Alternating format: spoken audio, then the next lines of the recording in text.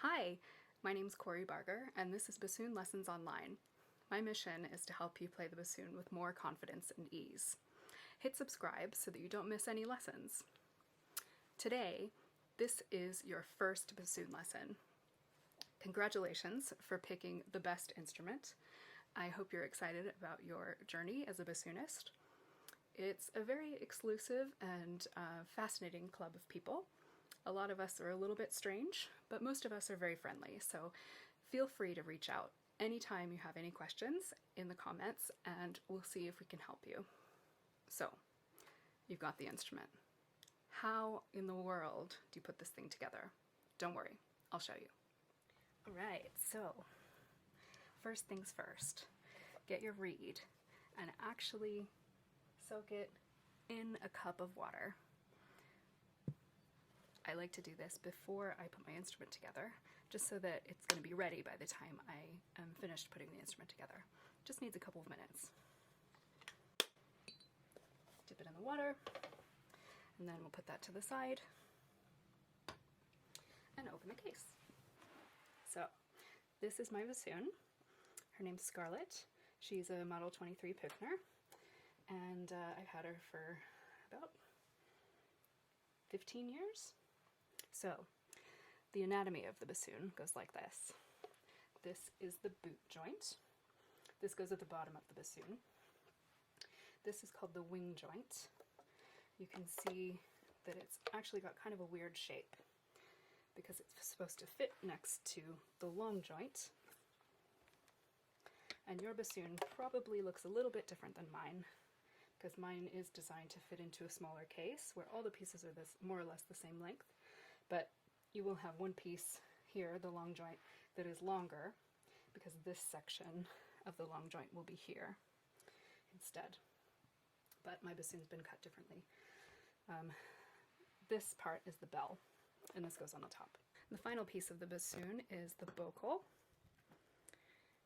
This is essentially our mouthpiece. This is where you would connect the reed to the rest of the instrument. When you are handling the bocal, make sure you always grab it by this upper curve part, because that's the most sturdy section. It's very easy to bend it or to have it collapse a little bit if you handle it by the end whenever you're doing any twisting or turning, so be very careful about that. They're quite delicate and very expensive to repair, so treat it with plenty of care and respect.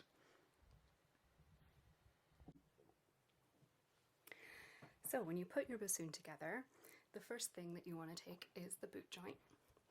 I like to set it up so that the bottom of it is actually sitting on something, just so that it stays stable and you don't have to worry about it falling over.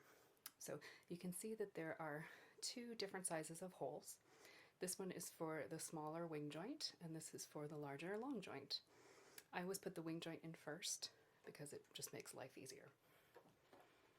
So remember, the wing joint is the funny shaped one. You want to line it up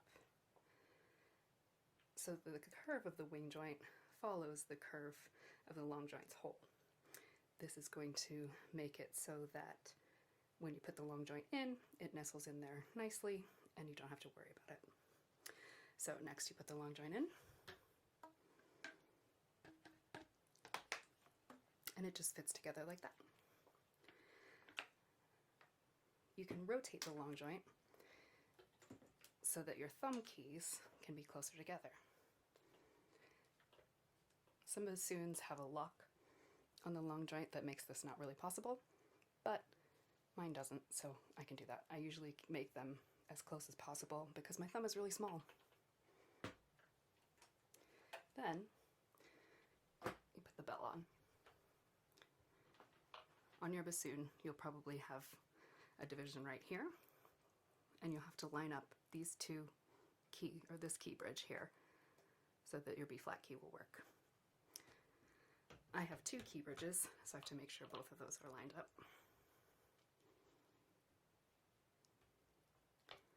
And then finally you put the bocal on in here.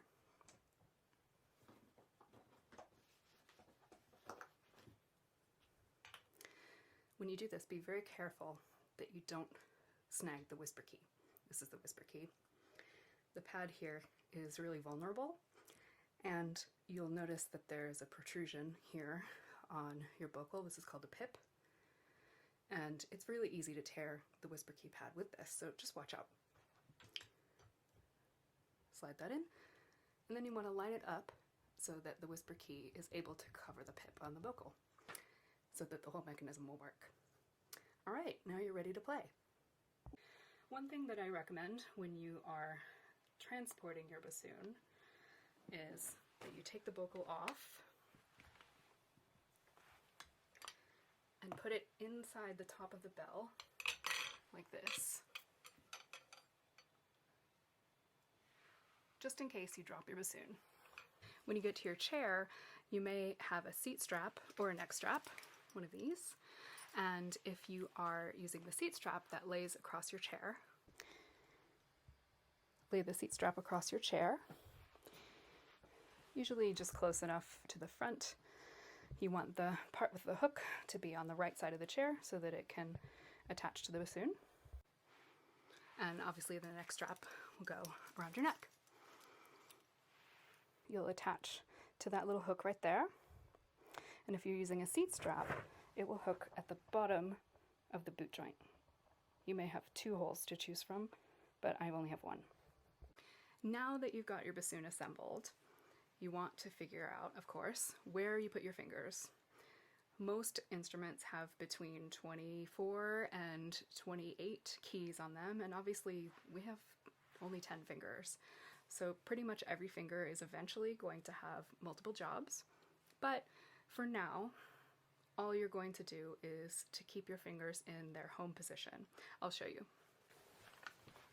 So your left hand lives on the top, and your bassoon probably doesn't have any of these keys, definitely doesn't have this. So disregard that for now. You want to look for the holes. The first finger goes on the first hole, the second one on the second hole, and your third finger, you may have a hole or a key. Your pinky finger will live hanging out on these 2 here. You're not going to need them for a little while, don't worry about it. Maybe in a few weeks. Then your thumb, you're going to have a different amount of keys probably than I do. You may not have this top one here, but your thumb is going to live on the bottom of the right hand side of the keys that you have. This may not be the same number of keys that you have on your instrument, but that's okay, don't worry. So this is called the whisper key, and it keeps this closed right here. The whisper key is very important to make sure that low notes stay low. It's basically the opposite of an octave key or a register key on the clarinet. It keeps things down instead of keeping things up. Don't really worry about all the rest of the thumb keys for now. Now go to the right hand. Again, we're looking for the holes. The first finger on the first hole, the second finger on the second hole. Now you probably have the same number of keys on the right hand that I do. Skip this little one. It's an alternate key, and actually I have hardly ever in my career used this key, so ignore it. Go for the flat, larger key next to it. That's where your third finger lives. Your pinky finger is going to be responsible for all 3 of these right here, but for now, keep it on the one that's closest to you, the one that's easiest to press down. This is called the F key, and you can use it to play low F, but we're not going to start with that right now. We're going to start with C, which has no fingers on the right hand, and the first 3 on the left, plus the whisper key on your thumb. So now that you know where to put your fingers, let's talk about your reed. You want to make sure that the reed has been soaked in water, and usually I do that as I set up the instrument like I showed you before. So right now we're just going to play on the reed by itself. So take it into your mouth just about a third of the way. Gently pull your bottom lip across your teeth, but not too tight, just so that the inside edge of your lip touches your teeth. Basically, we want to just protect the reed from your teeth. What I recommend to students the first time is to lay the reed on your bottom lip like this, and then just pull it into your mouth like that. You can see that I have just a little bit of lip tucked over my teeth, but it's not tight, it's not pulled taut. It's still a little bit forward so that my lips are nice and soft. Then you just close your top lip around the reed. You want to leave a good amount of space between your teeth so that the reed can vibrate. You notice that the reed is just reed. There's no mouthpiece, so there's nothing to keep the reed open. Your teeth have to help the reed stay open. If you bite down too much, the reed will just close and it won't be able to vibrate. So I encourage you to keep your teeth separate. I look for having enough space between my teeth to get my finger in there. So draw the reed in and then just close your top lip. Take a nice breath. This sound is called the crow. And for now, don't really worry about the sound that your reed makes. Really, all we want to feel is that you can get air through and that you don't need to squeeze too much. So now put your reed on the end of the vocal and do exactly the same thing. We're going to play the note F, where all you're doing is holding your thumb on the whisper key here. Everything else is open. So take a nice breath.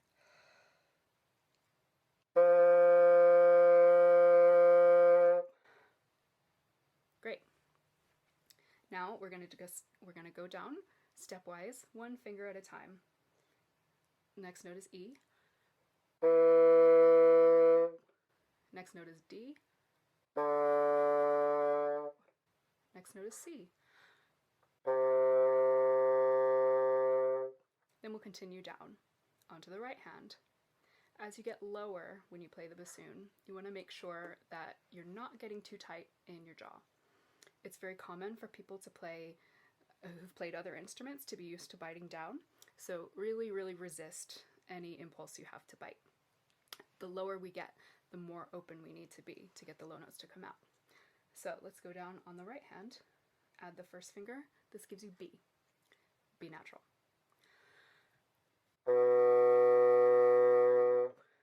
Next one is A. And then onto the key, the flat key, not the teeny little rounded key, for G.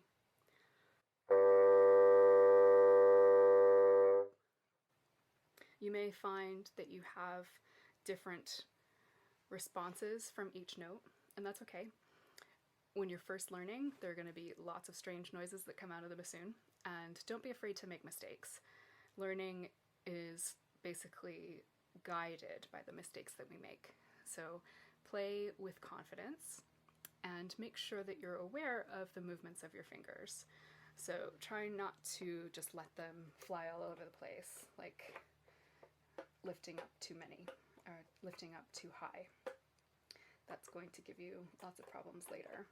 Another thing that I would recommend that you do, let go with one hand at a time and then practice finding your home. Look for the holes on each hand. Your first two fingers on each hand definitely are going to have holes. On my bassoon I have 3 holes on the left hand, but you may only have 2. You may have 2 holes in a key, and that's pretty common for a student bassoon, usually just because people's hands are smaller and it's hard to reach all the way down here. Over time, your fingers are going to stretch out and you'll be able to reach everything comfortably. One thing that I recommend is finding a way to rotate your hand so that you can reach all 3 of these in a nice straight line. Sometimes that means putting this part of your hand against the instrument quite firmly, depending upon the size of your hand. You may want to also rest one of the interior knuckles on this rod right here. Find whatever's comfortable so that you can find a consistent space and a consistent place that you can remember when you're reaching for your instrument again. Eventually it will become so automatic that you just pick it up and your fingers go exactly where they're supposed to. The right hand is a little easier to find. Look for this key here and you can anchor your first finger on that, and then the rest of them come down. Your right thumb, of course, also has a million jobs. For now, your first lesson, we're not going to really pay attention to those. So just find a place that's comfortable to rest your thumb on. I don't really recommend like squeezing too hard, but you may find that you need to hold onto the bassoon a little bit more with that. When you're finished playing, take your bassoon apart carefully and try to remember where everything went in the case. Sometimes it's obvious, but other times it really isn't. Just be gentle with everything. Try not to knock things around too much. You're going to take the bocal and blow into the cork end. You probably have cork here. I have string. Don't worry about that. Blow into the cork end just to clear any water that may be hanging out inside the bocal after you've played. Then you can put it away. Now we only need to swab two of the joints, the wing joint and the boot, because the long joint and the bell never get water in them. So once you've blown water out of your bocal, you only have to worry about this piece and this piece. Take your swab. I prefer a fabric swab to those furry sticks, just because this is something that you can actually clean and it gets a lot more moisture out. So straighten out your swab, make sure there are no tangles in it, no knots. And you'll see that mine has a chain on the end. This is the kind I recommend for the reason that you're about to see. When you swab out the boot, obviously there's no hole down here, but the tube inside makes a little U-turn right here, so we have to be able to get around that with our swab. I put the chain in the big side, and then you just drop it in. Give it a little shake, and it should come out. Then you pull it through gently. Sometimes this takes a few tries. Don't worry about it. I have a lot of practice. So then you're done with that. If you want to as well, you can blow into the tone holes to clear any moisture. Now I'm going to do the wing joint. Again, make sure that there are no tangles in your swab. And I always start from the larger end of the wing joint. The bassoon tapers from the bocal to the bell. You can tell, obviously, that the bell is much wider. And the bore of the bassoon, the inside, makes what we call a conical taper. So that means that it's gradually getting wider. It's a lot easier to swab if you go from wide to narrow. So I'm just going to drop my swab in here again and feed it through. And then pull gently. And there you go. Here as well, you can blow into the tone holes. Sometimes you may want to clear any moisture from these smaller keys here by lifting them up and blowing into them. All three of these can get a lot of moisture in them sometimes. Then you're done. So, how was that lesson? Leave me a comment and let me know what sort of questions you have and what kind of topics you would really love to see covered more here on Bassoon Lessons Online.